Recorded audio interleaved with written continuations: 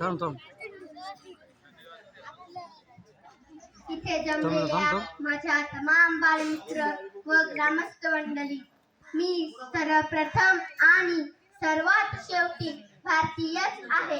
आज दिनांक 26 जानेवारी 2024 प्रजासत्ताक दिन म्हणजेच गणराज्य दिन. त्याच दिवशी 26 जानेवारी 1950 रोजी भारतीय राज्यघटनेचे शिल्पकार, विश्वरत्न, भारतरत्न, प्रज्ञासूर्य, महामानव, महानायक डॉक्टर बाबासाहेब आंबेडकर यांनी राज्यघटना देशाच्या स्वाधीन केली. ही राज्यघटना लिहिण्यासाठी बाबासाहेबांना 2 वर्ष 11 महिने 18 दिवस एवढा कालावधी लागला. या राज्यघटनेत 251 पाने आहेत. काय आहे राज्यघटना? काय आहे संविधान? तर राज्यघटना म्हणजे constitution of the law act.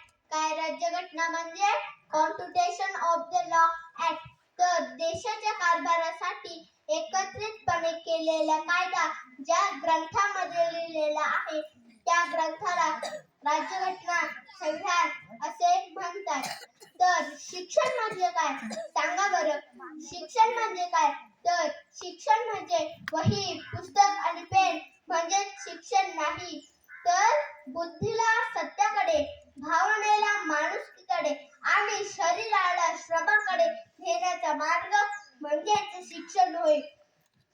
शिक्षण ही पवित्र संस्था आहे.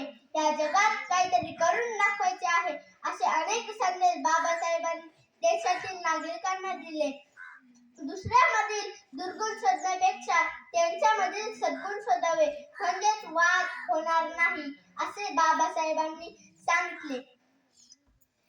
आपली ओळख विद्यार्थी असतानाच वाढवावी. एवढे बोलून मी माझे 2 शब्द संपवित नाही. सुज्ञानाचा निर्मळ झरा, सुज्ञानाचा निर्मळ झरा, भीमासारखा माणूस खरा, सांग जन्म येईल का, सांग जन्म येईल का, माझे भीमराया वाणी, सांग पुढारी होईल का, पुढारी होईल का, सांगा पुढारी होईल का, पुढारी होईल का, सांगा पुढारी होईल का. जय हिंद, जय महाराष्ट्र, बोला भारत माता की जय. वंदे मातरम. धन्यवाद. यानंतर इयत्ता 2री विद्यार्थी